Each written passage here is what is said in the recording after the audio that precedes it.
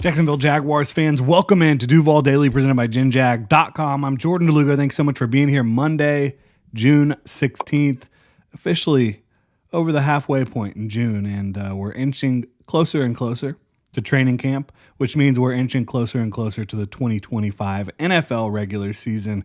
Very exciting season for Jaguars fans, obviously, with all the change. Finally have a completely new regime for the first time in a very long time. No longer have Trent Baalke running the show. Obviously, Doug Peterson been replaced by Liam Cohen. James Gladstone is the talk of the town in a lot of ways. He brought in Travis Hunter in an incredibly bold move. So it's an exciting time in Jacksonville, there's no question. Right now, I want to take a look at what are, in my opinion, the 5 most important Jaguars players for the 2025 season. And I do have this ranked in order from 5 to 1. And again, this ranking is for 2025.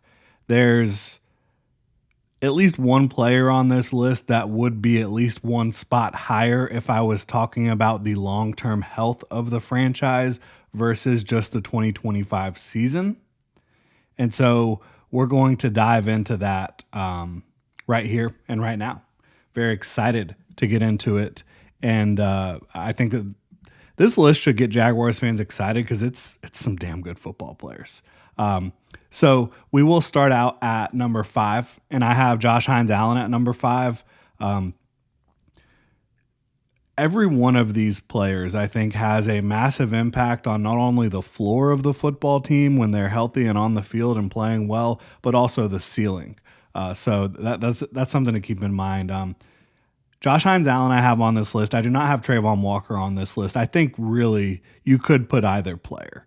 The reason I put Josh Hines Allen ahead of Trayvon Walker is I think right now in 2025, Hines Allen is still just a more consistent pass rusher, a more consistent overall player, a more nuanced player, somebody who is just going to make a higher impact down to down, play to play on a given Sunday than Trayvon, but they're both very important. They're both playing positions that massively impact the game when you talk about rushing the passer and stopping the run on the edge. They both do both of those things at a high level. So it's a really good duo to have, and I've been bullish on them. I've said I think that they have every chance in the world to lead the league in sacks by a duo again in 2025 the way they did in 2023. So this is not a slight to Trayvon at all. I just think Josh is a little bit more advanced and consistent and nuanced with his play right now.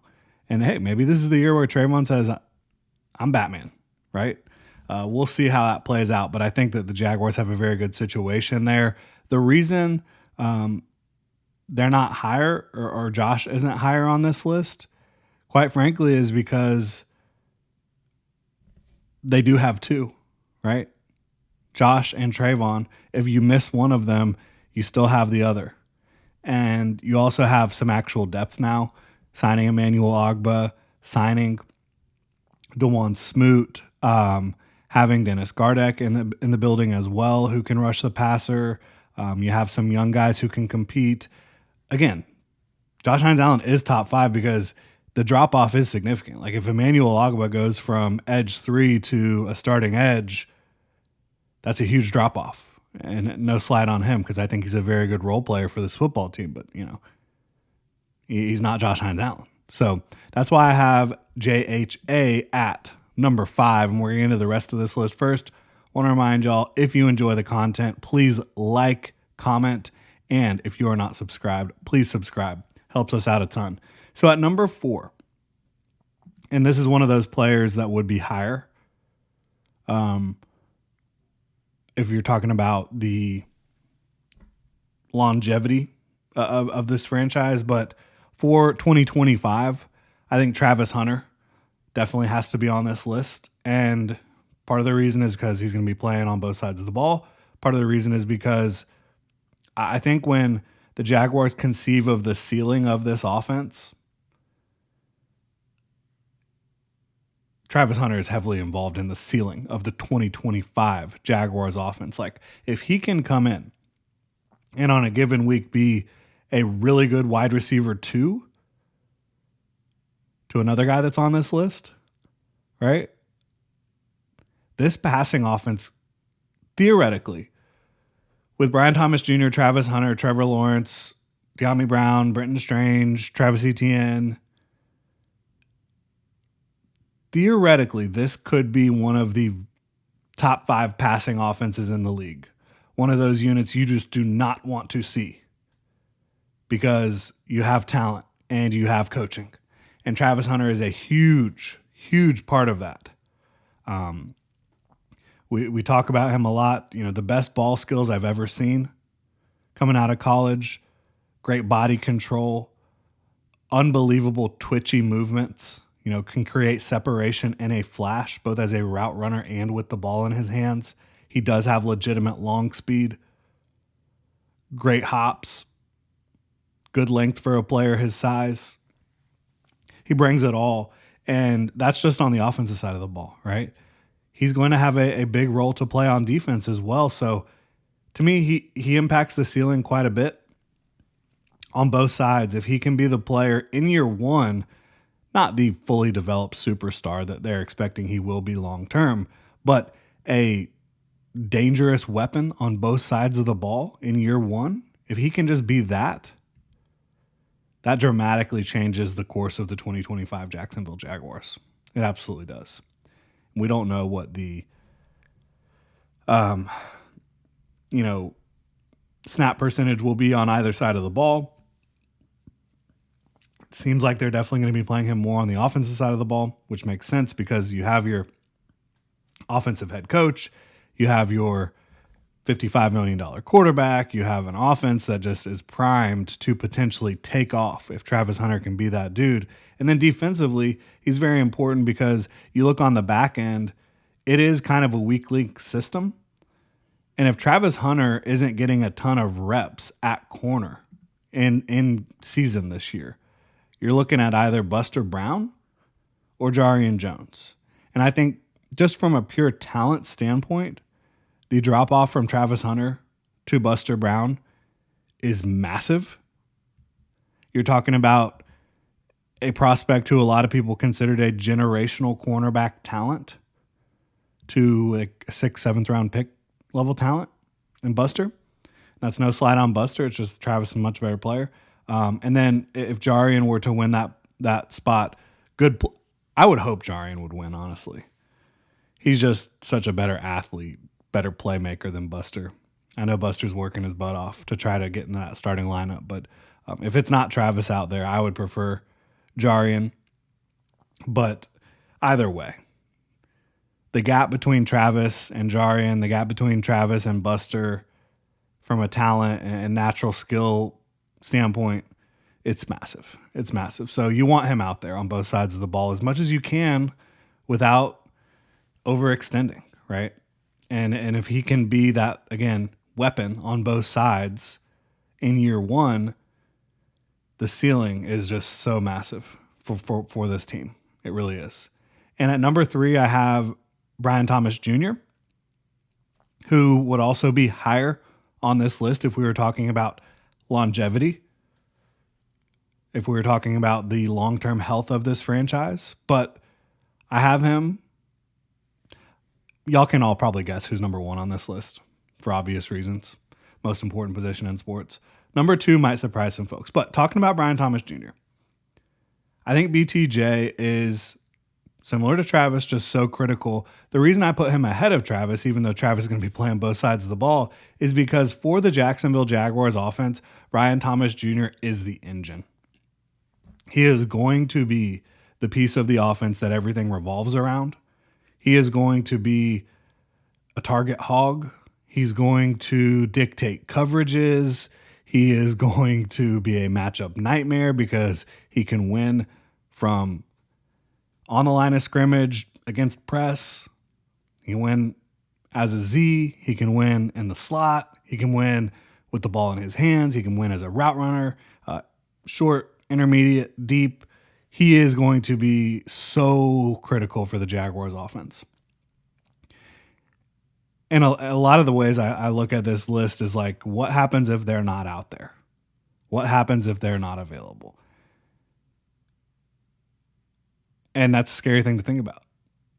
BTJ is so much the focal point of the Jaguars offense. If he was unavailable, that would be really bad for the ceiling and the floor, in my opinion. But fortunately, the Jaguars do have some other options. He's just by far their best option on offense to get the football to. At number 2, I have Tyson Campbell. And the reason I have Tyson Campbell is because, when he's healthy and playing in a zone defense, which the Jaguars will be a heavy zone defense, he is arguably a top 10 corner in the league. In my opinion, yes, he is. But you can certainly say top 12, top 15, without question. And if he were to not be able to play this year, you're talking about, again, how do you handle that? Like, does Travis Hunter start playing more on the defensive side of the ball? If not, is Buster Anjarian out there a ton? I just think the drop-off between Tyson and your next best corner, not named Travis Hunter, outside corner, is pretty massive. And I haven't mentioned Jordan Lewis because I do think Jordan Lewis is primarily going to be a nickel. Could he play outside? Yes. Again, I think the drop-off between Tyson Campbell and Jordan Lewis as an outside corner is huge because not only does Tyson Campbell give you really good coverage ability in his own defense, he's a really good tackler, really good enforcer.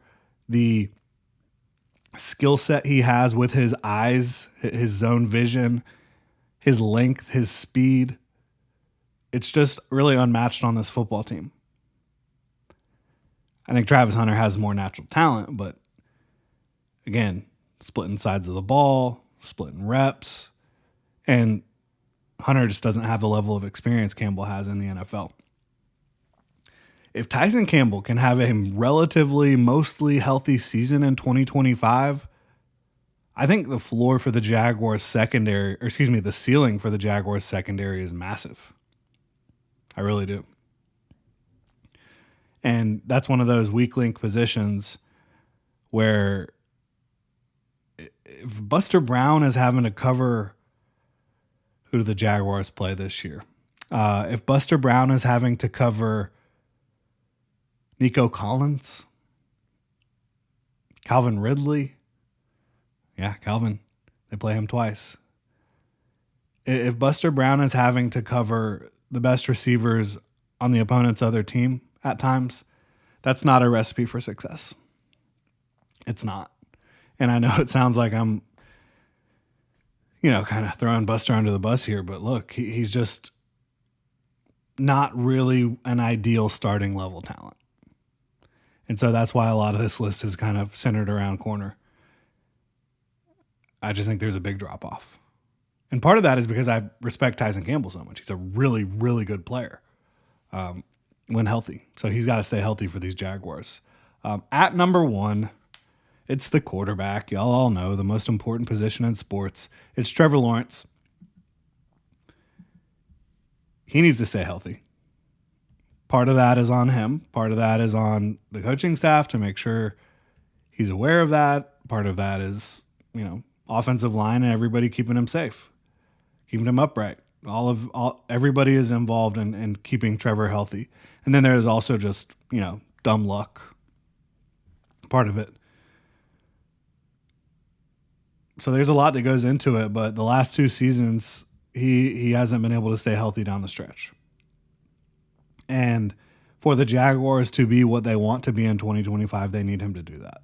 They need him to stay healthy. They also need him to take advantage of the situation he's in. He's got a great play caller, great offense, good ecosystem, great receiver talent. I think the interior of the offensive line in general is not great, but I think it can be a winning level group most weeks. This is the best ecosystem he's been in. This is the best situation he's been in. And when healthy in 2022, he was dynamite down the stretch. In 2023, before he got injured, he was dynamite down the stretch. 2024 was a little up and down. A little up and down for Trevor, but this is a guy who's primed at still just 25 years old, I believe, to have a huge year. If he can stay healthy, limit the turnovers, which have, I don't think he has an interception problem. I think his biggest issue has been fumbling at inopportune times. If he can be the best version of himself and stay healthy in this best situation that he's been in, the Jaguars have a very high ceiling. Very, very high. So he's absolutely critical. If he's not playing, good luck. All right? Good luck. Really appreciate y'all tuning in. If you enjoy the content, please like, comment, subscribe if you are not subscribed already. Y'all have a good Monday.